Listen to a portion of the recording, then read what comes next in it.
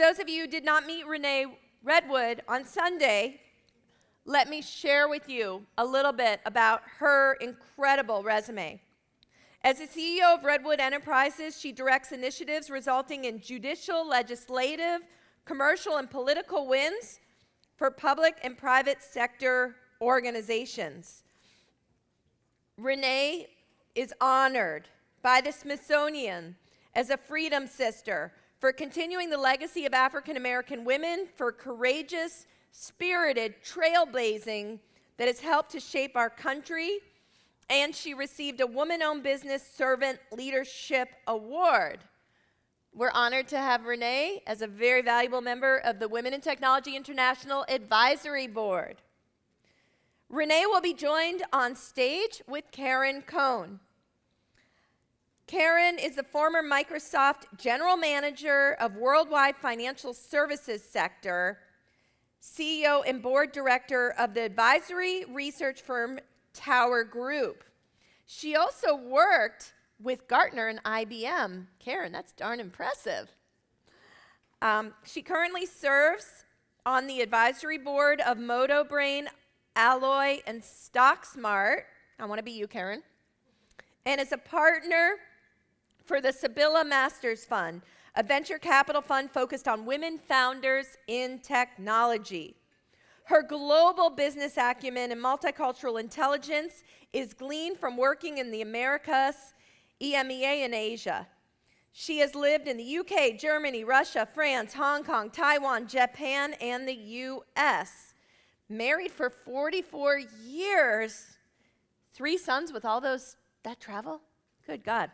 4 grandchildren, and she finally got her 2 girls.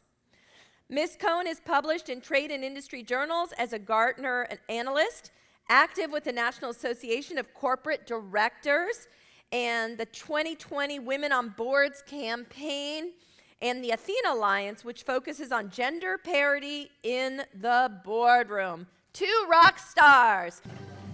Well, good morning. Hello, everyone. I'm Karen, if you can't tell. You know, I know we look a lot alike, but there is a slight difference between us. First of all, we're excited to be here today, and what we're going to focus on is a bit of storytelling and what we're doing. You've heard over the last couple of days some magnificent advice and guidance on how to progress your careers, how to deal with barriers, and work with different areas. But what we want to focus on a bit is telling you a little bit of our real-life experience. We could do hundreds of stories between us all here, but I think it's important for us to see if we can give you some live examples. Now, if you look at what we have up here, you see some very interesting projections. Many of you have probably seen the film Hidden Figures about these magnificent NASA mathematicians who really broke through some barriers to progress their career. The picture below, that woman in yellow, is actually my mother, who for many decades was a prominent photojournalist with all men everywhere and went all over the world and covered things for the National Geographic and other prominent newspapers. The question that comes forward, though, is when you see these women doing amazing things, why do we still hit a glass ceiling? Why do we sit and have that arena? So what we're going to do today is we want to share a bit with you how that happens and what led someone like Rene to take on a leadership role with the Presidential Glass Ceiling Commission and how that is differed. And so we will work together in that arena. And Rene, I'm going to ask you a couple questions, but before we do, I didn't know if you had anything you wanted to share. Well, it's good morning, first and foremost. Good morning. Good morning. Good morning. Sawubona. I see you. Sawubona. I see you better if the light wasn't in my eye. Sawubona. Sikona, I am here. I am here. I am here. You are here. Thank you, Karen. It's an honor to be here with you. And before I talk a little bit about my story, I've just been so honored and blessed to have Woody connect me to Karen. And if nothing I've learned over time is to give thanks for the things that we have and the people, importantly, that we have in our lives. And to be open and receptive to the gifts that they have, and she's blessed me with a gift. I just want to say thank you. Thank you. For that. So before I tell my story, you know, I feel like our slides, I wanted to say, you told a little bit about that being your mom, and a story about my mom. My mom is currently resides at Arlington National Cemetery. She was in the Women's Army Corps. She died what I think is a pretty young age, and but I go and visit her. And I visit her for a couple of reasons. One, just because I love my mom, but two, because it's a place where I can be myself. That she has always taught me about unconditional positive regard. And that it's a place where I don't have to put on facades. It's a place where I can find comfort and peace. And one of the things I found with Karen is that even though we didn't know each other, when I met her in person, it felt like I was in a place of comfort and peace. And I just wanted to say that when I saw the picture of your mom, it made me think of my mom. So I thank you for that. And I think part of doing the glass ceiling, a little background quickly. At the time, I'm actually a chemist by training with a specialty in surface and colloidal chemistry. I started and worked in a small firm that did research because we believed that we could actually change the world through politics. Long story short, nobody wanted Bill Clinton as a presidential candidate. We were thankful to get any presidential candidate because at the time he was the governor of a state that most people called Arkansas. We were told he couldn't win. He won. When he won, he said to me, I'd like to have you head the presidential glass ceiling because it's a problem we have to deal with, and you're a good problem solver. And so would you do it? I said yes, took it on. It's a 21-member bipartisan commission that looked at the barriers that impede the advancement of women and minorities. So it gave me a different way in which to look at the world, not in terms of molecules, but recognizing people like molecules behave differently depending upon the pressures that are put on them and the situation, environment, cultures in which they operate. I've been able to translate that into the work that I do as a small business, Redwood Enterprise, singular S, Redwood Enterprise, not plural, because you only need one spaceship to conquer the galaxy. So there's been a consistency there.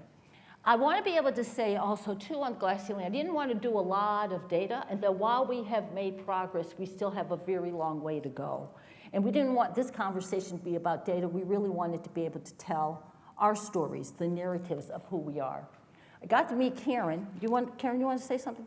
No, you go ahead. I have a question for you, but I'll wait till you finish your thought. Okay, and so again, I want to click, it's this green. They told me don't touch one green button. Okay, well, do touch the other green button. You know, what I wanted to ask you actually was, do you think we are on a level playing field? This is the story of my life. This is the story of my life, right? How many other people have this kind of story? Yeah. The playing field. We keep talking about leveling the playing field, but when in this picture, it is level, right? So maybe the analogy we're using is not appropriate. We leveled the playing field, but now on the field, we've got a whole bunch of obstacles. That's my life. How do I look at these obstacles and think of them not as obstacles, but as opportunities, right? How do I look to the fella on the side? I'm surprised he's on my left because I tend to usually always seem to be more right in my political pursuits. Can I ask him, how do you help me get through this? That's part of the learning I've had to do. How do we ask? Julie just taught us, how do we ask? We can ask for help. Part of growth and development is willingness to ask people for help, to ask for guidance. So that's part of the story of my life, right? This level playing field. It's not level, but you know what? I'm thankful to be on the field because I get opportunities to ask for help, opportunities to try something differently. I'm pushing the big red, the big green one. button. Oh, was the other one I pushing? They told me don't push the one that's the laser. You got it. All right. All right. Are we technical or what? We're technical. We are technical. We are. Very technical. Another element of my life, it's the recognition of diversity. The work that I do is around how do we create access and opportunity for all. I believe in the diversity principle that we're all unique and have a unique contribution to make. True or false? True. Right? So if we believe that, then we approach and deal people that same way. Looking at them, what's the unique contribution you have to make? Not being in judgment of one another. That's also part of the notion around sawabona. I see you.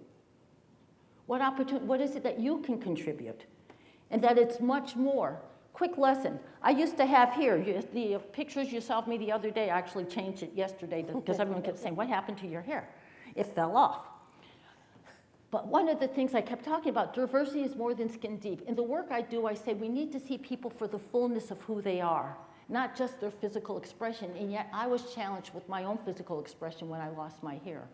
And I said, how can I be consistent with the values that I hold and demonstrate and model the content of the materials that I seek to teach? So I had to let go of my hair and recognize that that wasn't the fullness of who I am. It was a physical expression, but not the fullness of who I am. That's what diversity is. How do we enable the best of who we are to be visible and present? We have to do that with an intentionality. The other thing about myself and this kind of learning and the glass ceiling and kind of breaking through is recognizing that we have more in common than what we are different, right? That we all have an identity, true or false? Right, we all have an ethnic background. Right, we all are gendered beings. We all can be a person with a disability. That can happen in a moment. I lost my hearing in my right ear in less than a 30-day window. Quickly. And it changed my perspective on the world. It gave me a better way in which for me to begin to focus. Because while I could not hear, I could actually be much clearer in what I was seeking to do so that I didn't miss out what was going on. We all have biases, true or false? Who talked about that? Someone talked about that yesterday or the day before. We all have biases. It's a left brain function. So when people say, I don't have a bias, I say, I'm sorry, you're missing the left hemisphere. Right? We all make mistakes and misspeak, true or false? Can we be compassionate enough with one another to say, you know what, I can forgive you? Or ask someone, when I make a mistake, tell me. Tell me. The worst thing I can do is say, I'm sorry. That wasn't my intention, right? And that we all have what? A unique contribution to make. So this is how I kind of approach life. And the notion around infinite gender identity. When I did the Glass Ceiling Commission, which was part of the Civil Rights Act, it looked at gender and race. And at the time, it defined gender in a binary construct, men, woman. We've progressed since 1995. It's not that we didn't have the infinite gender identities before, but we didn't acknowledge it because we didn't value the fullness of who people are and what they bring. Right? But now we're at a place that we have made progress, that we are recognizing the full continuum. Karen. Yes. Talk to me. All right. Who are you? Where'd you come from? What'd you do? Well, let me talk. What I want to do is share a little bit about me in terms of a story. And actually, this is a story that ties very much to what Julie just covered around mentorship and sponsorship and some of the ideas that we've just heard from Rene. Now, I'm the daughter of a foreign correspondent and a photojournalist, and American by citizenship, but born overseas and raised. They're coaches in this room. You'll know the term. I'm what's called a third culture kid, meaning I was an American raised overseas. And one of the places that I lived was in what was then called the Soviet Union, today Russia. And this picture that you see here, the black and white, I'm the one with the dark hair standing next to my dad. Oh, you don't have that up. Oh, okay. Yeah. There, I'm standing next to my dad up there. And so what happened here was that I got quite interested in what I was doing. So when I went to college, I was a major in Sino-Soviet studies. And everyone said, you'll never get a job. But you know, there's a lot of luck in your career progression, but you have to be prepared. So it's a combination of luck, meaning opportunity, and readiness for it. And around the time that I graduated from university, what happened was that trade had just opened with the Soviet Union. It was an era of détente. And I actually, as a result of that and my Russian language, got offered a job by IBM to go and be part of the team that opened up the first office in Moscow. Now, this sounded terrific, and I was ready. I was a Sino-Soviet studies major. I'm sorry for a technical audience, but I had not taken math since intermediate algebra in 11th grade. Okay. And when I was a kid, they didn't teach you about the binary numbering system. So I didn't know much about computers, and so I went and I said, sure, this would be fabulous. They said, but before you can go to the Soviet Union, you need to go through a training program, an 18-month training program, right? Well, I assumed I'd be an IBM marketing representative or a salesperson, because that's where I was. I got told I was going to be a systems engineer, right? Now, I had no technical background. I knew nothing, but I figured they'd train me. But I questioned, all right? My strength was with people and language and relationships. Wouldn't I make a great marketing representative? No. At that time, and by the way, IBM's been great with women for years, but at that time, men were marketing representatives because the marketing representatives were the leaders, and the systems engineers were second. They were support. And predominantly, there were a few exceptions, but almost all, I'd guess 95, 98% were men. You can see this photograph of all the men, all right. So I came on, I struggled my way through the training program, got a bit technical, learned it, went off, but I knew at that point in time that if I wanted to be a leader, if I wanted to progress my career with IBM, I did have to be in this leadership role. Understand, I'm talking about the sales side of the business, not the technology side of IBM, okay? I had to be that. Well, I couldn't progress, no one was interested. I did my job, and then one day, I got called in, and I said, this very senior vice president is coming from European corporate and is going to go and check out what we're doing in Moscow. We want you to go with him. I said, well, why do you want me to go with him? Oh, well, he doesn't know Russian. You need to translate and intro, basically be his assistant. So I took a look at this and I said, you know, that's not good enough for me. I didn't say this. I quietly went away, looked at the agenda, studied all the customers that we were going to see, worked on what was going, got to understand, his name was Gunther, he was German, got to understand Gunther, or Mr. Hase, what was his area. And when we went together, and it was a 3-day trip, and traveled around the Soviet Union together, I wasn't just a translator. I didn't just tell him what meetings to go to, but I actually made that connection between him and those Russian customers and other vendors and all the people we were meeting with. So we get back to Paris, which was where the headquarters were, and Mr. Hase says to me, so Karen, how are you doing against your quota? And I said, well, Mr. Hase, I don't have a quota. I'm a systems engineer. A systems engineer, he says. Yes. He asked me. I said, really carefully with words, well, you know, Mr. Hase, not very many women are marketing representatives. He looked at me, he said, I will change that.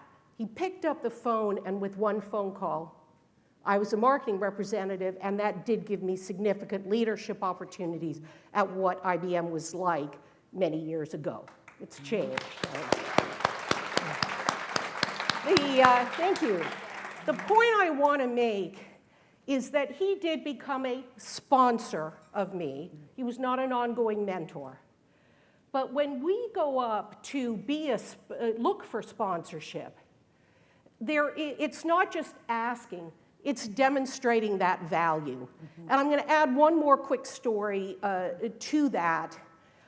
Years went by, I progressed my career, and I went on to a new opportunity at Gartner, and I was doing well, and I was in middle management, but I wanted to break through to the next level. And I couldn't quite do that. Now, I am lucky. I have a wonderful life partner, my husband, Jeff.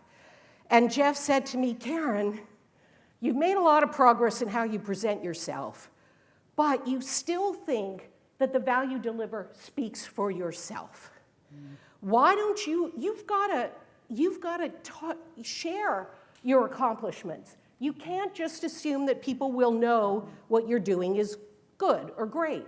So find someone to go and share your value with. So I looked at the senior leadership of Gartner at the time, and there was a woman there who was on the executive group. Now, I will say I had been very hesitant to use women as an advisor or as a mentor because, and we still have this problem today, most of the places where I went had only 1 or 2 positions for women, and everything else was men. So who became my greatest competitor? Another woman.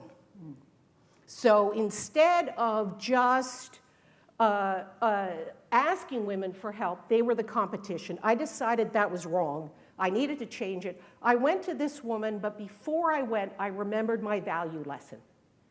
I wanted her to be my mentor, but I realized I needed to study what she was doing and how I could help her.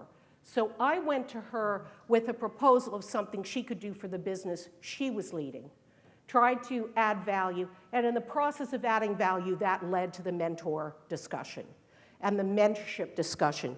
So I think that, you know, in these mentors, whether you're the mentor or the mentee, it's very valuable and it's very important. I'm just saying when you go, you need those to progress. Whether your allies are men or women, you need those to progress, but you also need to come forth with some reason why they are inspired by you and want to help you. And that was very important for my career progression. So, you know, with that, though, I've talked too long, and I want to turn to Rene, and I want to ask you, Rene, you've had a lot of career transitions. Yes. Tell us a little bit about you. Oh, we're going to do, before, go ahead. Well, okay. Yeah. I have had a lot of career transitions, and sometimes when I look at my resume, it looks like I can't keep a job. And it's not that. It's actually because other opportunities present themselves, right? And are you prepared to step out when opportunities present themselves? But you also have to make an assessment, is it really an opportunity? And that goes to having a sense of clarity of purpose, a sense of where you want to go. And you may not know how you're going to get there, but you have a willingness to take a risk. Right. And then also, too, many times in the positions that I did have, I ran into barriers. I felt like I couldn't grow anymore within the organization. And so one of the things we wanted to ask you all is, what kind of barriers or blockers have you run into in your own career? So pull out your PDA. I want to say iPhone because I'm an iPhone user, and I know there's some people who don't use an iPhone. Oh, this was the table discussion, Rene. Do we want to do that first? Yes, why don't we do the... Yes, let's do it. You see how we bonded already? We start a sentence, we finish, we answer. Here's what we'd like you to do. We'd like you to take 5 minutes in your tables and just talk with you about what kind of blockers you're running into in your career. Okay. And if you can share that, and then just 3 to 5 minutes short. Short. And then we're going to ask a couple of you to share your thoughts, and then we'll continue on. So let's take, it's you. Go.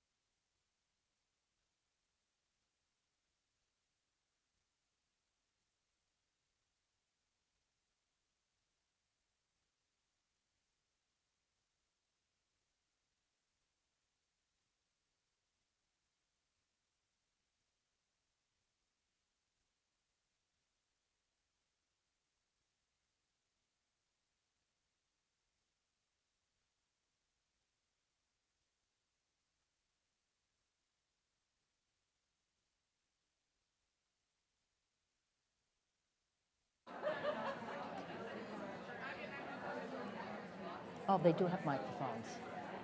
Oh, yes, one there Okay. and one there. All Okay. right. Do we want to, 41 seconds. Do that. Oh, we do have.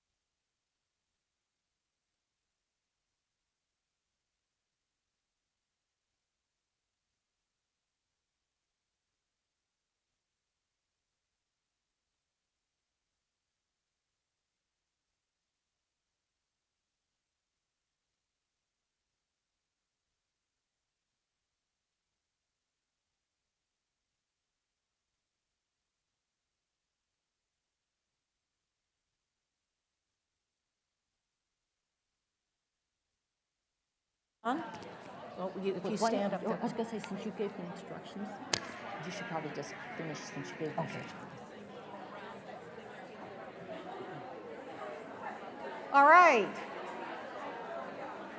I know you could talk forever, but do we have any volunteers from a table No, to we share got- your hold on, outcomes? Let's do it the, Oh, yeah, we'll do this. Julie, where's your help?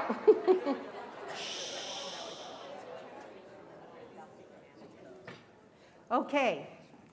Do we have a table who'd like to volunteer to share their outcomes? Yeah, right here? Right there, okay. got a Can we have a microphone? mic right there? So I'm the CEO of Think STEM Foundation and eWire Communications, and I love to tell stories, and I do a lot of mentoring, middle school and high school girls. But I want to tell my story in such a way that at the end of my story, people will put their hands in their pocket and give me a check and sponsor me. I've not been able to do that. Okay, so what has been a block has been, just to be able to get sponsorship, people to sponsor me, because I see the value of my work. I left the corporate world to do it. And trying to sell that to other people to say, sponsor me so I don't have to do it out of my own pocket. It's my That's block. great, thank you. Can we have one more? Anyone else? Over here, let's do this. All right, over there, we've got a mic. I'm a mid-age person in my career. And I'm an IT project manager, and I love what I do. I love being around people, but I'm in a rut. I kind of want to say, what do I want to do when I grow up? I'm hitting a crisis. And not that I don't still find joy in what I do every day, but I just don't have that passion anymore. And now I'm tapping into another spot of my creativity, which is writing a book. And then I got stuck. And I've been in a rut for the past couple of months. So I just don't know what I want to do anymore. So purpose. Purpose. Purpose is a good one. Yes. Purpose. We will touch on that. We're going to just go and do just a little bit of a survey.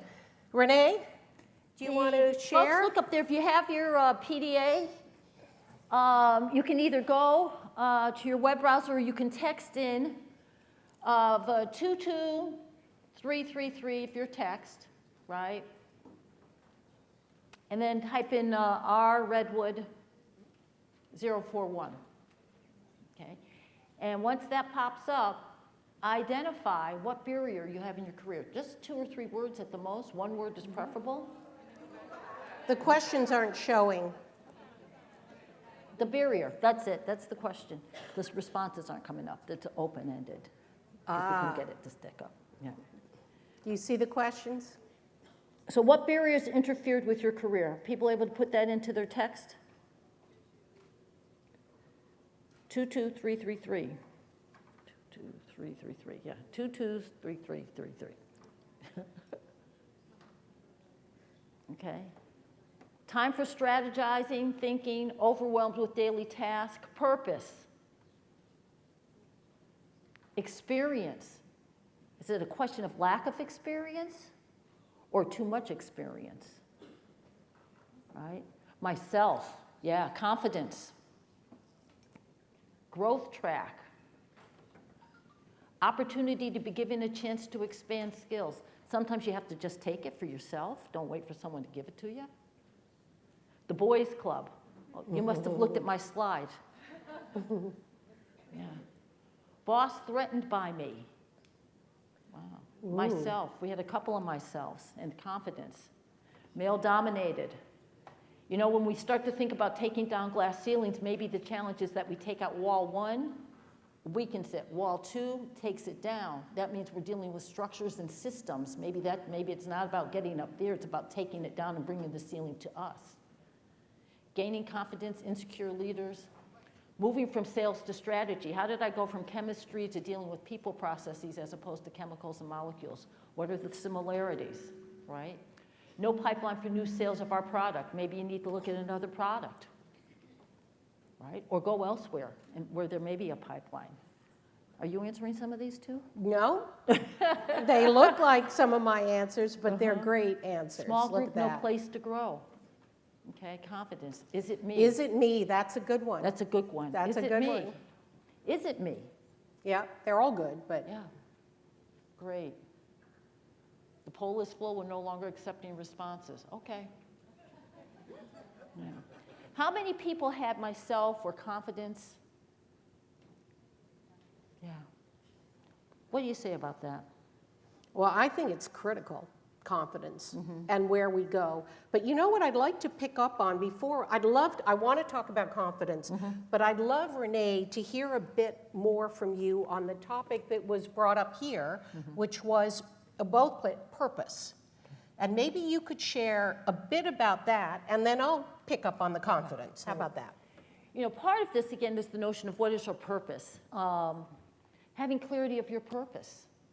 Take a second and think about what is your purpose? What is it you're here to do in this world? Not just here at this witty conference, but what is it you're here to do in this world? Okay. For me, it was important. What I believe I'm here to do is to create access and opportunity. All my life, I've always worked on trying to open doors. How do I get access, not only for myself, but for others? And so when the Glass Ceiling Commission came about, boy, that was like, wow, life is in divine order. Here I'm talking about access and opportunity and purpose, and what do I get a chance to do? How do we break glass ceilings? How do we address barriers that affect who? Women and minorities. Guess what? I fell in both categories. Purpose. The purpose for me also was driven by my niece and my nephew. How do I make sure that they have a world where they have access and opportunity to be able to bring the fullness of who they are, to be in service to community, to be in service to their organization, to be in service to family? I created a small business, and what I understood for me was that I didn't want to work for anyone else anymore. I wanted to work for myself, so my business mission had to align with my purpose. Otherwise, I could just keep working for somebody else. I see Julie's doing a pump up. Is that how you got into your business, Julie? I wanted to define culture. Yeah. She wanted to define culture. And now what do you do for your business? Define culture Define and help people. and get to work with amazing people, and that's my future. Yeah. And so part of this, yeah, someone's over there waving. I'm waving back. What's your purpose? You wave, now you got my attention. Support others in becoming their best selves. Yeah. And so how do we do that? How do we ensure that part of our joy comes in fulfilling our mission? And so no matter what we do, whether we have our own company or whether we're working in a company, we have greater joy and satisfaction when the values of our values are values that we share with our organization. That's that alignment. How do we align that? In some of the work, I do a lot of work around trust. And one of the elements of trust is organizational trust. How do organizations align the values they espouse with their actual workplace practices? And when they do that, they tend to see a decrease in complaints, an increase in retention, right? Absolutely. Getting in touch with the values. Again, the same kind of thing. What are the values that you hold? I hold the value of justice, fairness, equality, respect. And what does my company do? We work with organizations to what? To better align their values with their actual workplace practices. I find tremendous joy in that. I find tremendous joy. But how do we live our life that actually allows us to live in practice, to experience the values that are important to us? Being in touch with them, there's an awareness, bringing a constant awareness. That's what allows me to see that level playing field with with the ball and chain on my leg and the alligator and the moat and the spears, and then the guy over there who barely got a little thing to run around, my sense of feeling treated unfairly. I have to let go of the sense of being treated unfairly and create the world that I need to through living the values that I have, finding the places and the people that will enable me to do that as well, and where I can help them live their values as well. I also had to recognize that part of this was becoming more conscious, right? Because 99.99999% of our mental processing is unconscious. We receive 11 million pieces of information, and we only use about 40. So too much of what we do, we're walking around unconscious. Part of being connected with your purpose requires a consciousness, right? And we talk about implicit association, unconscious bias. Once you become aware of it, and I would encourage everyone, because we all have it, to take the implicit association test, IAT, it's based on the Harvard website. Because when you become aware of your own bias, then you get to choose. Do I continue to have the behaviors, the patterns, the attitudes, and the practices? Or do I choose to change them, right? When I become aware of the things that I am doing, when I make a conscious effort to think about what might be an obstacle blocking me, what is going on right now when I can't get to point B, when I've been like, I really want to get there, but I'm not getting there. I've got to take a moment of time to get A, connected with my purpose, B, remember my values, and C, take some time to feel, think, and experience what's actually going on. What's actually going on? Just becoming just much more conscious, right? Too often we end up acting in ways that negate the values that we hold. Too many times corporations and institutions are unconscious about the barriers, the walls, right, that they keep erected, the systems, the structures, the strategies, the workplace practices. I work with the military and they stick up on the wall honor, courage, and commitment as their values, and then I have to say to them, what part of honor allows you as a general to sit in the room beside a woman screaming for help and you do nothing? What part of honor was that? Where did you show the courage? Right? These are the things that we have to be conscious of as individuals, but also too within our institution. If our institution has certain values, ask them, how are we demonstrating it? And if you have to ask them, clearly they're not demonstrating it. That might be the barrier. Maybe it's those things are not aligning for you, and sometimes you need to move on. Are you prepared to take the risk? Are you prepared to be looking at your own self as to where do I want to go? What do I consciously want to do? Karen, talk to me about kind of what you learned from your younger self. From my younger self. Well, in the write-up, if any of you read the write-up we did, we promised to talk about some of our successes, but also perhaps some of our failures. Okay. So I am going to tell you a story that I haven't told before to many people, hardly anyone, because it's kind of embarrassing. But here's what happened to me. And I'll just tell you, if any of you see, a lot of times when we reach barriers, we blame others. We say it's your fault. But what if I turn that around on me? What if I shed that light on me? What could I do to make a difference?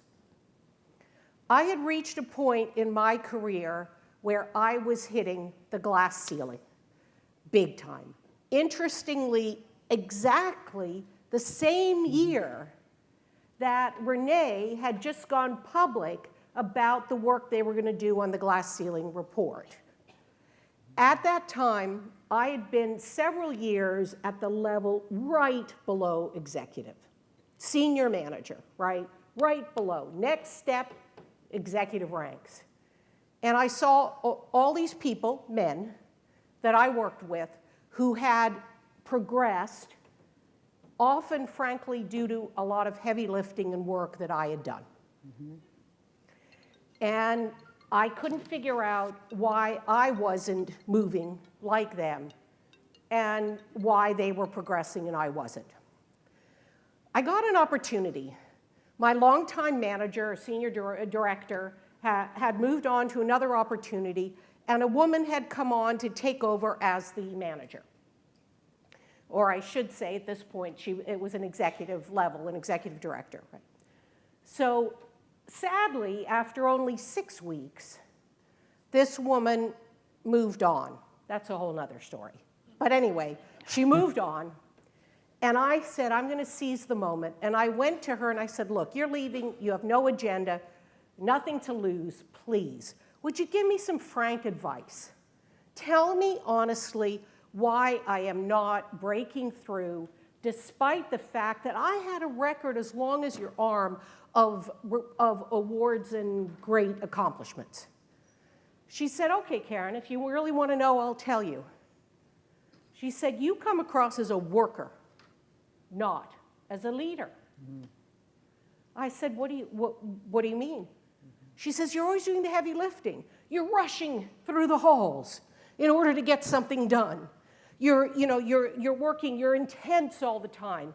No chit-chats by the water cooler, right? Now understand, at this point, I had a husband with a very busy career, and I had 3 children, all right? I didn't have time to chit-chat at the water cooler or to socialize. I was just trying to get the job done so I could get home to do whatever I needed to do that evening with my kids. But she made a good point. She said the result of that is you have come across as a worker. So one, you don't think of you as a leader, so you're not getting promoted as a leader. And secondly, some of these executives don't want to lose you. They like the fact that you're doing the heavy lifting. Mm-hmm. This was really difficult to hear. I realized I had messed up my image, and I had to change my image. Mm-hmm. So I said, what do I need to do differently? And these were some of the things that I did and I worked on. I decided I would walk with confidence down the hall instead of rushing. I realized that I was apologizing for things. Yep. Yep. If there were 10 things that I was getting done, mm-hmm. and I got 8 of them done, I apologized for the 2 I didn't get done. Mm-hmm. The word sorry was predominant in my vocabulary because I didn't have confidence in what I was accomplishing. Yep. I asked permission to speak up in a meeting. Could I add something, please? I'd done the whole study, so maybe I should have added something. I said, no, I'm going to interject with confidence. Mm-hmm. I replaced words, as you can see, but like, I hope this meets your needs. I am confident this meets your needs. Mm-hmm. When I put this, when we were working on this, I sent a message to Renee, mm-hmm. and at the end of my email, I said, I am confident we will have an excellent session. And she said, you bet. You got that right. The other thing I realized was that a lot of the men were meeting with each other before a meeting. Mm-hmm. So they gained support prior to a meeting. Mm-hmm. And they did that. And they were focusing on what was accomplished and what was not accomplished. So I changed my presence. I changed my level of confidence. Sadly, at that point, despite having been many years with this wonderful corporation that I worked for at the time, it was too late for me to change my image. So at that point, I did I took a new job. And by the way, I negotiated for a decent salary because I was underpaid, which rarely women do, so I encourage you to do that. And I will say that there were many factors, but by changing that image that I projected and by developing confidence, I moved in a very short period of time from middle management to the executive suite and ultimately to be the CEO of a company. Yeah. So it can make a difference. So reinvent yourself. And I think with that, we'd like to do just one more poll. Yep. So here we go. Renee, you want to take that over this poll here? Sure. What advice would you give your younger self? Julie, you kind of asked some of that question earlier, too. What advice would you give your younger self? Go ahead and Respond to the poll. Can we still text it on this one too, even though it doesn't show the text? Yes. Okay. If you're going to text it, it's 22333.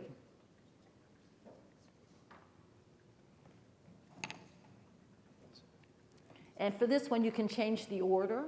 Just tap on whatever, there you go. Ah. Right? Engage with mentors. Julie, you did an amazing job. Look at what's first. Engage Yeah. with mentors. Yeah. What advice would you give your younger self? Yeah. Mentors Create are a network. I am a big fan of that one. Right? Define your purpose, develop your self-confidence, and move and create a network, engage the mentors. Oh, boy, that mentors is staying way up there, Julie. I think you sold them on defining their purpose, Renee. Right? Yeah. Clarity of purpose. You know, that's a behavior of high trust as well.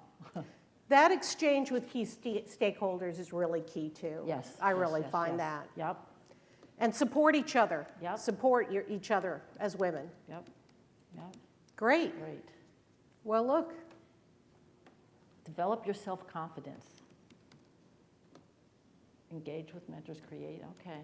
Define your purpose. Great. Thank you, folks. Confidence and courage, right? Speak the truth even if your voice shakes, right? That's confidence and courage.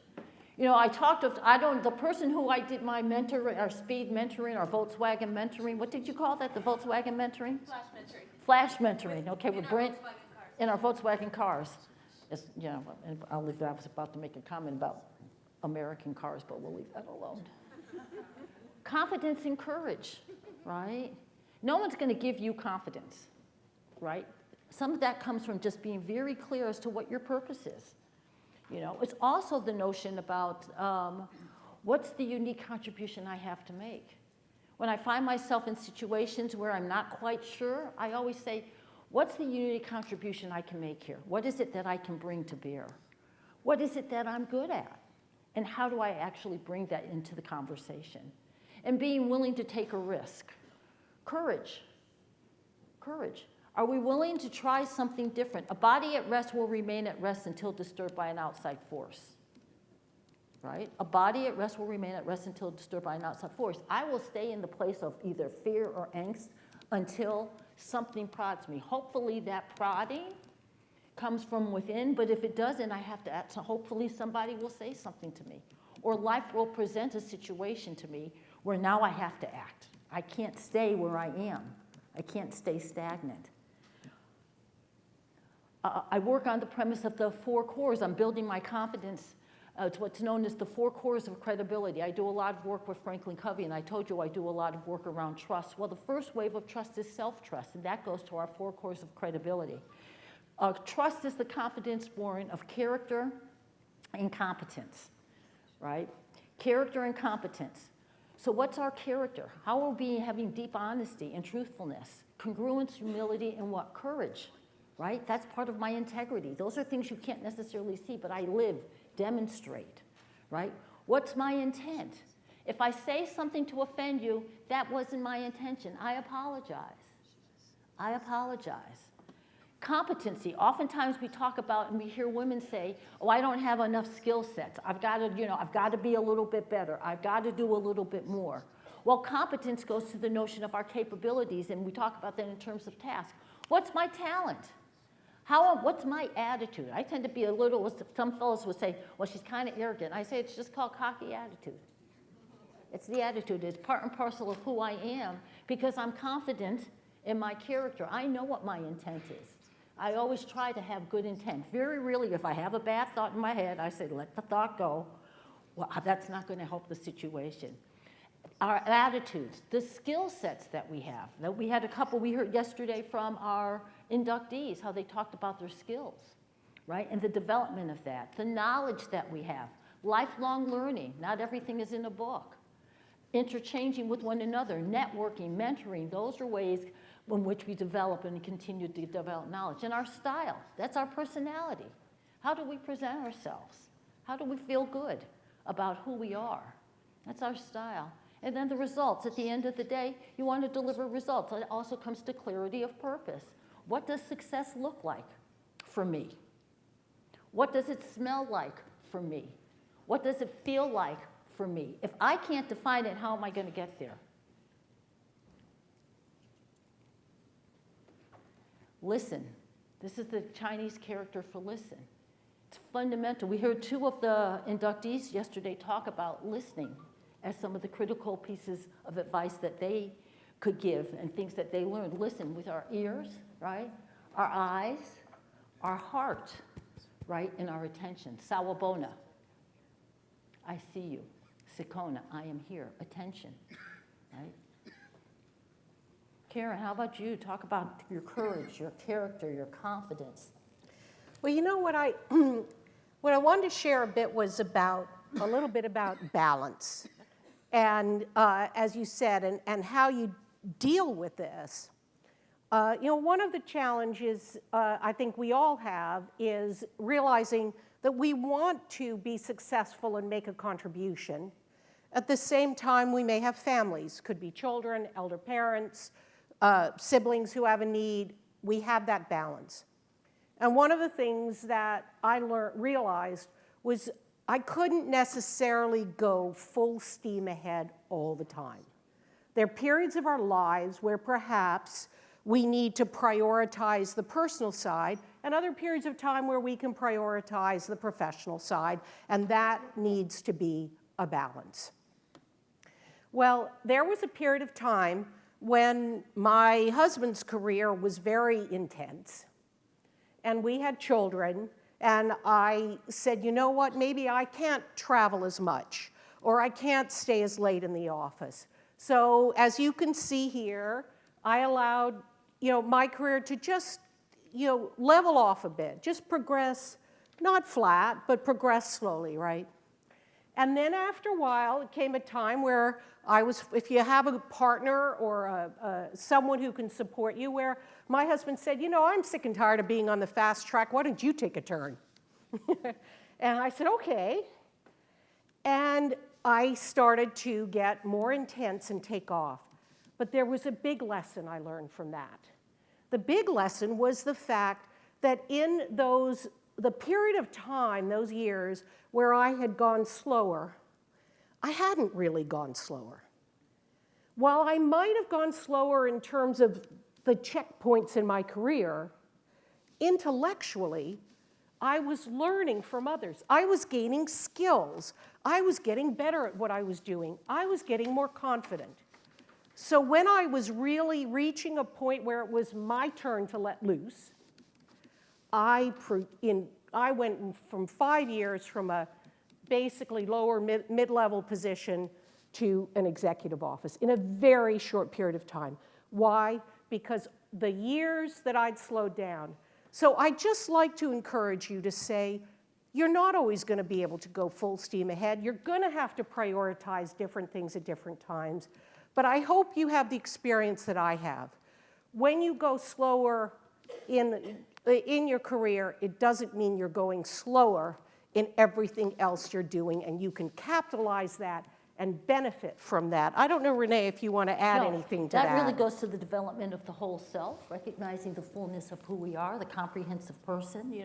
When Karen said that, I immediately went to the notion around the competence again, right? Because we always have the opportunity to develop, to grow, to expand ourselves, right? That's, to me, when I heard about, I kept thinking of the notion of pacing as well, was just so fundamental, because we can't keep going. Part of it is self-care, right? You can't go 20 hours a day. You can do it for a period of time, but guess what? Other things start to break down because you are a whole person, right? The body can only do so much. The mind can only do so much. How many people have daily practices about self? Not very many. This is part of breaking barriers. If you are not full and well and healthy and whole and feeling revitalized, even when you are sick, you can still feel whole, right? But you got to take time for yourself. Too often we put others, what do they say on the plane? What? Put the mask on yourself before you help others. I kept thinking, well, what mother is not going to put the mask on the baby first? And my mother said, me. And I'm thinking I'm flying with Dad. Right? But we've got to be able to take that time for ourselves. That's part of this. So we've got 5 minutes left. What else, Karen? Well, We I could've think gone we on, just, you know, we were yeah, like we trying to could cut go stuff on, done. but I just wanted, we can take. No, we don't even have 5 minutes. Yeah, 2 or 3, do you want to take a few questions? You have to be on the stage. Oh, I'm okay, don't worry about that. Okay. Questions you'd like to ask, well, why don't we take 2 questions from the audience? Anyone? We've worn them out. All right, well, I'd like to leave one message. We got one there. Oh, we do have one. Okay, great. No, I think I'm going to reflect on some of the blockages we discussed earlier in our group and we didn't get a chance to share. Oh, yes. But definitely want to get your insight. So what if a woman boss is your blocker? How do you get around that? How do you deal with the insecurity of your manager and who's not letting you grow because of her own insecurities? Women, I'm sorry, say, I ahead. don't really care whether it's a man or a Yeah, woman. exactly. How about if your leader is your blocker? Right there. oh, if a leader is your blocker. You know, I think if a leader is your blocker, you do need to go out and get other mentors and sponsors. You can do whatever you can to work with that leader, but you need to build a support system. You need to build an ecosystem of people who are going to be your advocates. And that will ultimately overcome someone who is a leader as your blocker if you can't directly deal with it. Build that network. Network. Build your advocates. And that will overcome it. And you, not always, but it's a good chance. Yes. One last question, please. You mentioned that it might seem like our career might seem stagnant, and then all of a sudden we, make a big jump. My question is, because that's very interesting, how do you make sure that that seems to be looking slow progress, it's still under our control and for our benefit rather than kind of forced on us because of blockers? I'm thinking. You say it's forced on yourself because of Yeah, blockers? so how do you, when you go slower in your career, how to recognize that it's still under your control and it will be beneficial for you rather than you just kind of go for the flow and people don't promote you because it's their choice rather than yours? Well, I would say that situation. If it is not your choice, if there are blockers, you need to look around and understand and look at not just them, but also at yourself. See where you need to be coached, where you need to improve, but also what you do on the outside. If there's nothing you can do within, that might be an opportunity to go for a new job or a new opportunity. But look at yourself, look at around you, address those. Is it a blocker or is it actually a building block, right? Part of that becomes how do you build more acumen, more networks, more capacity? And part of that might be how do I build a pathway elsewhere? Yeah. Gotcha. Well, Thank look, you. why don't we, Thank you. we need to wrap up. Just, thank you very much. Support each other. Yes.